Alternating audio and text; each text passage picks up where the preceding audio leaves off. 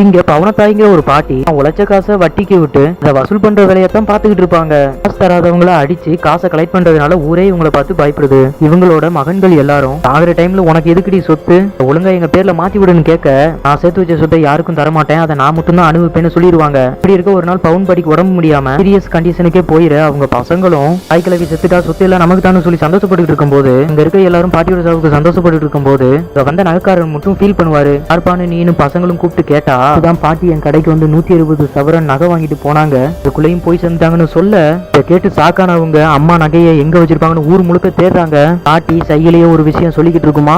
இந்த லாங்குவேஜ் தெரிஞ்சவங்களை கூப்பிட்டு அவங்க என்ன சொல்றாங்கன்னு பார்த்தா, உங்களுக்காக நிறைய நகையை சேர்த்து வச்சிருக்காங்களாம், எனக்குள்ள இருக்கிற இடத்த சொல்லிக்கிட்டு இருக்காங்கன்னு சொல்றாரு. பசங்களும் எப்படியாவது அம்மா உயிரை காப்பாத்தி இவங்க வச்சிருக்க நகையை அடைஞ்சே ஆகணும்னு சொல்லிட்டு வேக வேகமா பிரைவேட் ஹாஸ்பிட்டல் கூட்டு போய் சேர்க்கிறாங்க. அவங்க ஆபரேஷன் அட்மிட் ஆச்சுன்னு லட்சக்கணக்காக கேட்கிறாங்க. இவங்களும் பொண்டாட்டியோட நகையெல்லாம் அடமான வச்சு அதை ஹாஸ்பிட்டலுக்கு கட்டி எப்படியாவது ஒரு வழியா பாட்டியை காப்பாத்திடுறாங்க. பாட்டிக்கிட்ட நகையை எங்க வச்சிருக்கேன்னு கேட்டா, பாட்டியும் என்கிட்ட எதிரா நகை ஃபேன் சுவிட்ச் ஆஃப் பண்றதுக்கு தான் கை காட்டினேன்னு சொல்லிடுறாங்க. இதை கேட்டு பசங்களே மிரண்டு போயிடுறாங்க. இதான் ஒரு ட்விஸ்ட், அந்த நகைக்காரக்காரன் ஒரு பைத்தியம். அவன் கடையை இழந்ததுனால ஊர்ல இருக்க எல்லாத்தையும் சொல்லிட்டு சுத்திக்கிட்டு இருப்பான். கஷ்டப்பட்ட எல்லாமே வீணா போச்சேன்னு சொல்லிட்டு பசங்க தலையில கை வச்சுட்டு உட்காந்துடுறாங்க.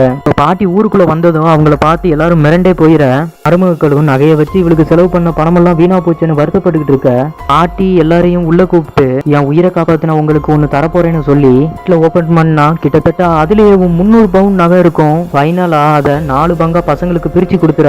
இப்ப எல்லாருமே ரொம்ப ஹாப்பி ஆயிடுறாங்க.